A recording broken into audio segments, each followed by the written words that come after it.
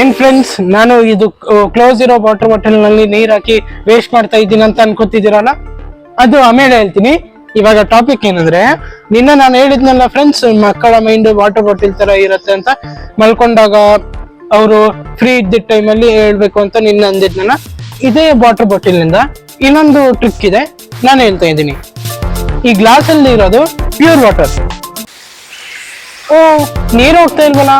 ಓ, cap close ಇದೆ. ಇವಾಗ open ಮಾಡಿ ಪ್ಯೂರ್ ವಾಟರ್ನ ಹಾಕೋಣ.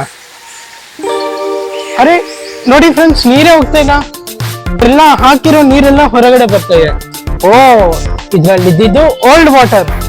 ಅಂದ್ರೆ ಇವಾಗ ಪ್ಯೂರ್ ವಾಟರ್ನ ಇದ್ರಲ್ಲಿ ಹಾಕ್ಬೇಕಾದ್ರೆ ಓಲ್ಡ್ ವಾಟರ್ನ ಬಿಸಾಕ್ಬೇಕು. ಇವಾಗ ಎಂಟಿ ಆಯ್ತು. ಇವಾಗ ಪ್ಯೂರ್ ವಾಟರ್ನ ಹಾಕಿದ್ರೆ ಓಲ್ಡ್ ಥಾಟ್ಸ್ ಹೋಗಿ ಪ್ಯೂರ್ ಅಂದ್ರೆ ನ್ಯೂ ಥಾಟ್ಸ್ ಎಲ್ಲ ಬರುತ್ತೆ.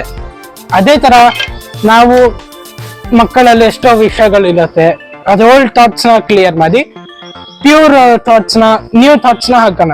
ಅದೇ ತರ ನಾವೆಲ್ಲರೂ ಒಳ್ಳೇದನ್ನ ವಿಚಾರ ಮಾಡ್ತಾ ನ್ಯೂ ಥಾಟ್ಸ್ ನ ನಮ್ಮ ಲೈಫ್ ಅಲ್ಲಿ ಅಳವಡಿಸ್ಕೊಳ್ಳೋಣ. ಅಂದ್ರೆ ಅದನ್ನ ನಾವು ಮಾಡೋದಕ್ಕೆ ನಾವು ಪ್ರತಿದಿನ ಸ್ವಲ್ಪ ಟೈಮ್ ಕೊಟ್ಟು ನ್ಯೂ ಥಾಟ್ಸ್ ನ ಕಲಿಯೋದಕ್ಕೆ ಟ್ರೈ ಮಾಡೋಣ. ಸೊ ಫ್ರೆಂಡ್ಸ್, ಈ ತರಹದ ಚಿಕ್ಕ ಚಿಕ್ಕ ಸ್ಟೆಪ್ಸ್ ನಾವು ನಮ್ಮ ಲೈಫ್ ಅಲ್ಲಿ ಅಪ್ಲೈ ಮಾಡ್ತಾ ಬಹು ದೊಡ್ಡ ಚೇಂಜಸ್ ನ ತರಬಹುದು.